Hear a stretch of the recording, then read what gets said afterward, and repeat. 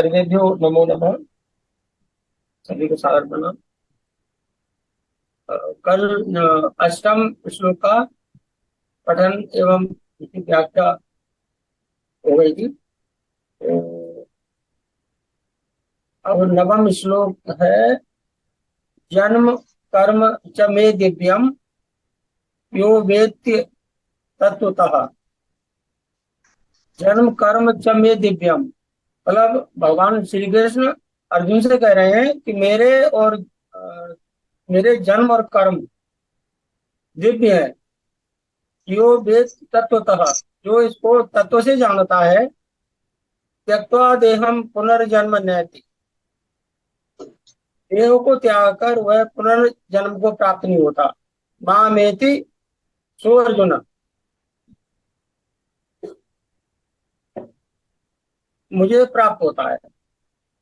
मतलब कह रहे हे अर्जुन, मेरे जन्म और कर्म दिव्य है। इस प्रकार मेरे जन्म और कर्म को जो मनुष्य तत्व से जान लेता है, अर्थात दृढ़ता पूर्वक मान लेता है, वह शरीर का त्याग करके पुनर्जन्म को प्राप्त नहीं होता, प्रत्युत मुझे प्राप्त होता है। और उसकी व्याख्या कर रहे हैं श्री राम सूरदास जी महाराज। जन्म कर्म च मे दिव्यम, भगवान जन्म मृत्यु से सर्वथा अतीत, अजन्मा और अविनाशी है। उनका मनुष्य रूप में अवतार साधारण मनुष्यों की तरह नहीं होता। वे कृपा पूर्वक मात्र जीवों का हित करने के लिए स्वतंत्रता पूर्वक मनुष्य आदि के रूप में जन्म धारण की लीला करते हैं। उनका जन्म कर्मों के परवश नहीं होता, वे अपनी इच्छा से ही शरीर धारण करते हैं। उनका सबसे बड़ा तत्व तो यही है। भगवान का साकार विग्रह जीवों के शरीरों की तरह हाड़ मांस का नहीं होता। जीवों के शरीर तो पाप पुण्यमय, अनित्य, रोगग्रस्त, लौकिक, विकारी, पांच भौतिक और रजवीर्य से उत्पन्न होने वाले होते हैं। पर भगवान के विग्रह पाप पुण्य से रहित, नित्य, अनामय, अलौकिक, विकार रहित, परम दिव्य और प्रकट होने वाले होते हैं। अन्य जीवों की अपेक्षा तो देवताओं के शरीर भी दिव्य होते हैं, पर भगवान का शरीर उनसे भी अत्यंत विलक्षण होता है, जिसका देवता लोग भी सदा ही दर्शन करना चाहते रहते हैं। गीता के 11वें अध्याय के 52वें श्लोक में यह बताया है। भगवान जब श्री राम तथा श्री कृष्ण के रूप में इस पृथ्वी पर आए, तब वे माता कौशल्या और देवकी के गर्भ से उत्पन्न नहीं हुए। पहले उन्हें अपने शंख, चक्र, गदा, पद्मधारी स्वरूप का दर्शन देकर फिर वे माता की प्रार्थना पर बाल रूप में लीला करने लगे। भगवान श्री राम के लिए गोस्वामी तुलसीदास जी कहते हैं,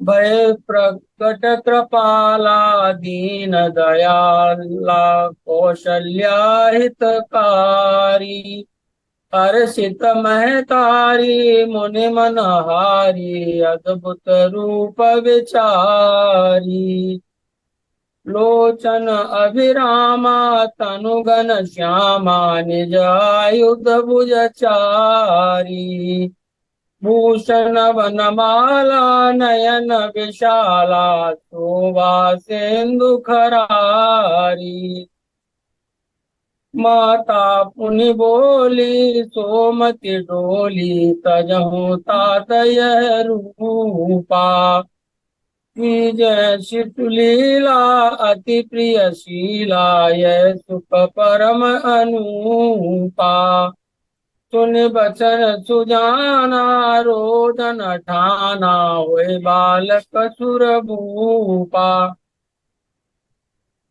भगवान श्री कृष्ण के लिए आया है। उपसंहर विश्वा उपसंहर विश्वात्म नंदो रूपम लौकिकम शंख चक्र गदा पद्मश्रिया जुष्टम चतुर्भुजम।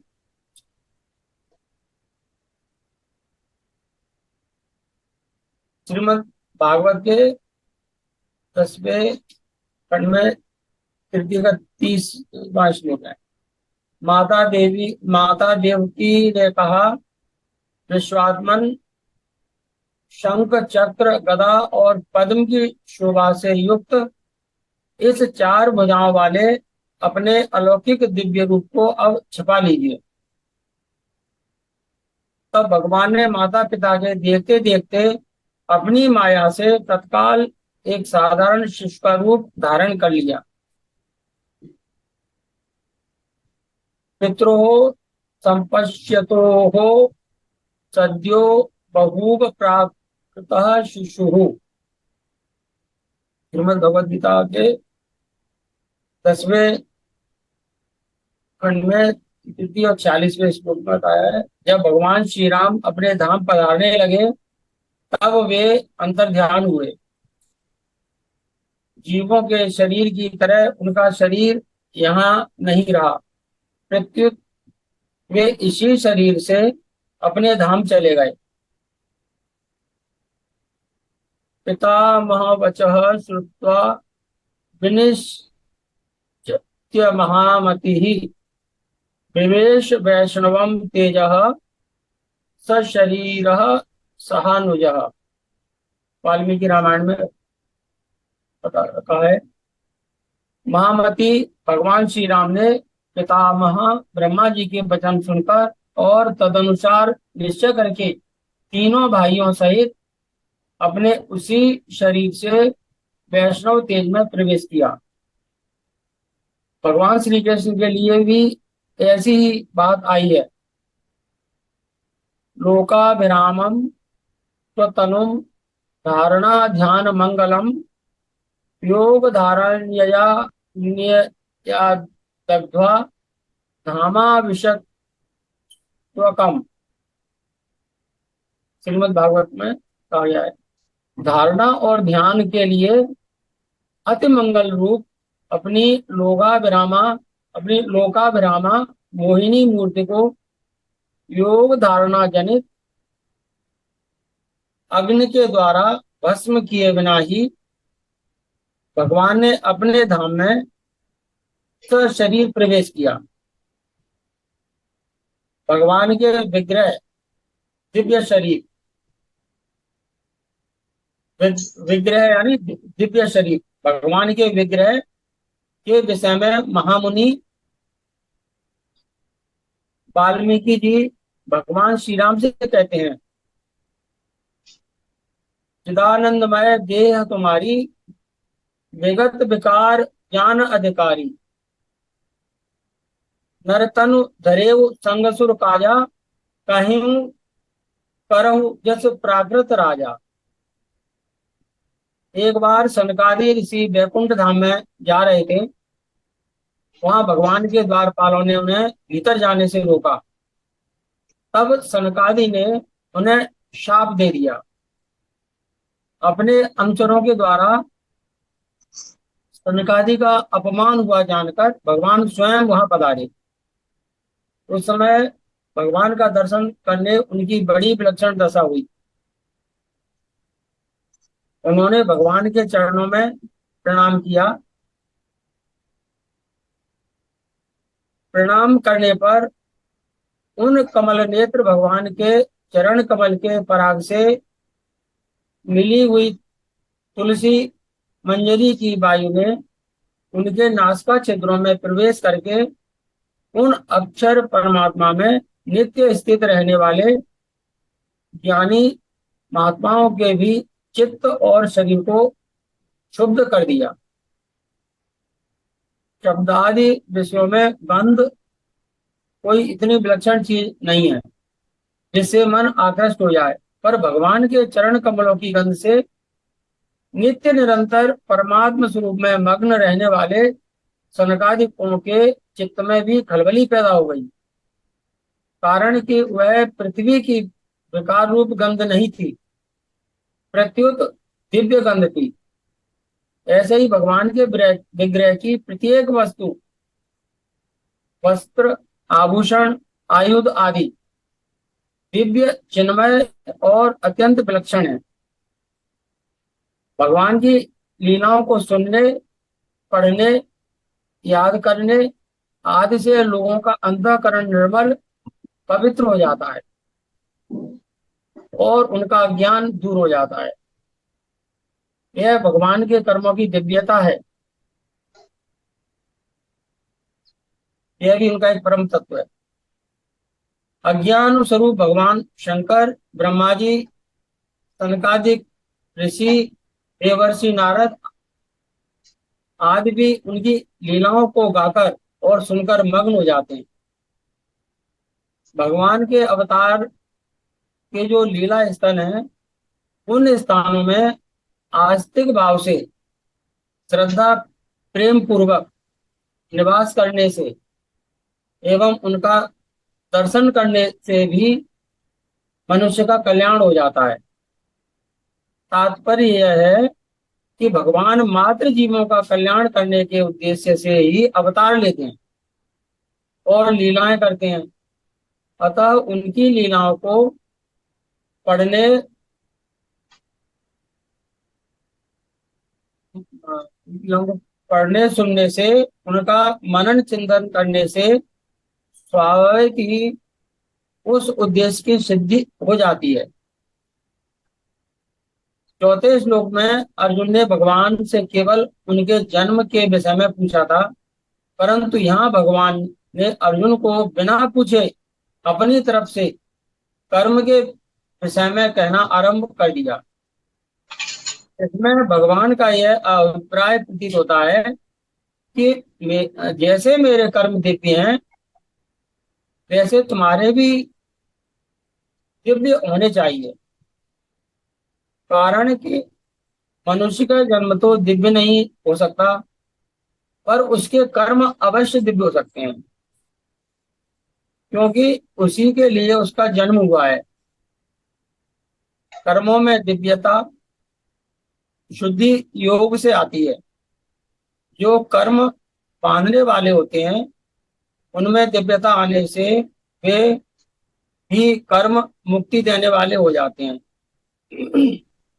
कर्म दिव्य, फलेच्छा, ममता, आसक्ति से रहित होने पर कर्ता को एक तो उन कर्मों से बांधता नहीं, दूसरे वह पुराने कर्मों से भी नहीं बंधता, मुक्त हो जाता है, और तीसरे उसके द्वारा होने वाले कर्मों से दूसरों का भी हित स्वतः होता रहता है। गंभीरता पूर्वक विचार करके देखें तो उत्पत्ति विनाशशील वस्तुओं के साथ अपना संबंध मानने से ही कर्मों में मलिनता आती है और वे मानने वाले होते हैं। विनाशी से अपना संबंध मानने से अंतःकरण, कर्म और पदार्थ तीनों ही मलिन हो जाते हैं, और विनाशी से माना माना हुआ संबंध छूट जाने से ये तीनों स्वतः पवित्र हो जाते हैं। अतः विनाशी से माना हुआ संबंध ही मूल बाधा है। एवं यो वेद तत्वतः एवं यो वेद तत्वतः, अर्थात जो तत्व से जानता है, जो प्रभु को तत्व से जानता है, अजन्मा और अविनाशी होते हुए तथा प्राणी मात्र का ईश्वर होते हुए भी भगवान मात्र जीवों के हित के लिए अपनी प्रकृति को अधीन करके स्वतंत्रता पूर्वक युग युग में मनुष्य आदि के रूप में अवतार लेते हैं। इस तत्व को जानना अर्थात दृढ़ता पूर्वक मानना भगवान के जन्मों की दिव्यता को जानना है। संपूर्ण क्रियाओं को करते हुए भी भगवान अकर्ता ही हैं, अर्थात उनमें करने का अभिमान नहीं है। गीता चौथे अध्याय का 13वां श्लोक। और किसी भी कर्म फल में उनकी स्पृहा, फलेच्छा नहीं है। गीता के चौथे अध्याय का 14वां श्लोक। इस तत्व को जानना भगवान के कर्मों की दिव्यता को जानना है। उनके जो कर्म की दिव्यता है उसको एक बार पुनः पढ़ते हैं। संपूर्ण क्रियाओं को करते हुए भी भगवान अकर्ता ही हैं, अर्थात उनमें करने का अभिमान नहीं है। गीता के चौथे अध्याय के 13वें श्लोक में बताया गया है। और किसी भी कर्म फल में उनकी स्पृहा, फलेच्छा नहीं है। गीता के चौथे अध्याय का 14वां श्लोक। इस तत्व को जानना भगवान के कर्मों की दिव्यता को जानना है।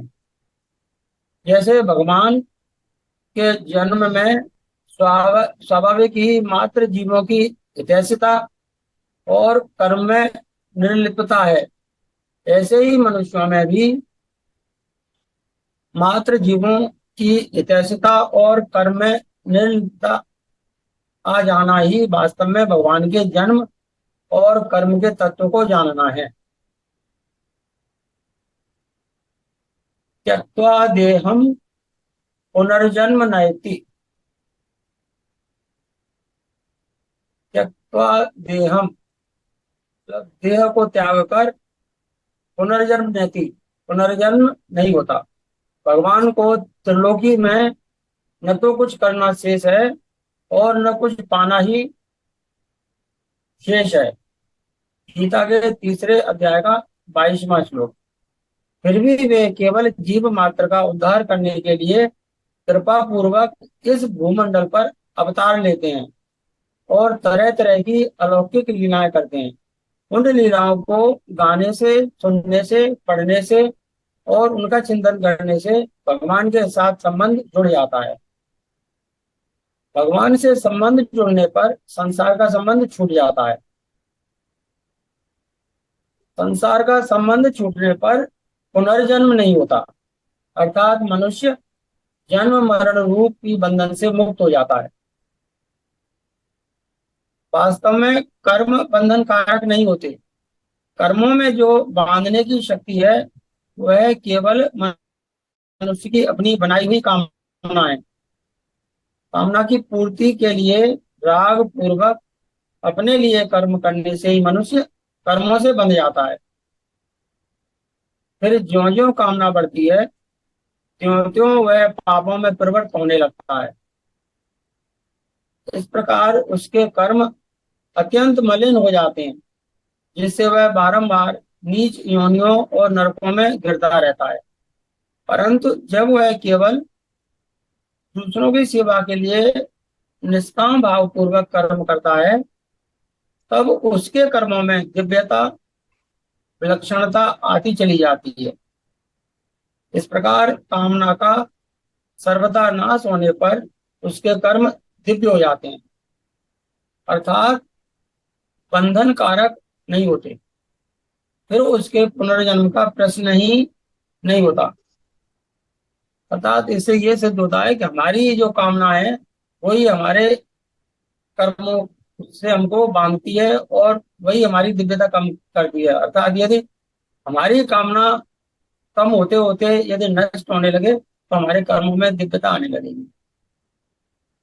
मामेति सोर्जुन, मामेति सोर्जुन मतलब अर्थात अर्जुन से कह रहे हैं कि वो मेरे अंदर ही समा जाता है। नाशवान कर्मों से अपना संबंध मानने के कारण नित्य प्राप्त परमात्मा भी अप्राप्त प्रतीत होते हैं। निष्काम भाव पूर्वक केवल दूसरों के हित के लिए संपूर्ण कर्म करने से मात्र कर्मों का प्रवाह केवल संसार की तरफ हो जाता है और नित्य प्राप्त परमात्मा का अनुभव हो जाता है। जीवों पर महान कृपा ही भगवान के जन्म में कारण है। इस प्रकार भगवान के जन्म की दिव्यता को जानने से मनुष्य की भगवान में भक्ति हो जाती है। भक्ति से भगवान की प्राप्ति हो जाती है। भगवान के कर्मों की दिव्यता को जानने से मनुष्य के कर्म की भी दिव्यता, मनुष्य के कर्म भी दिव्य हो जाते हैं, अर्थात वे बंधन कारक न होकर खुद का और दूसरों का कल्याण करने वाले हो जाते हैं, जिससे संसार से संबंध विच्छेद पूर्वक भगवान की प्राप्ति हो जाती है।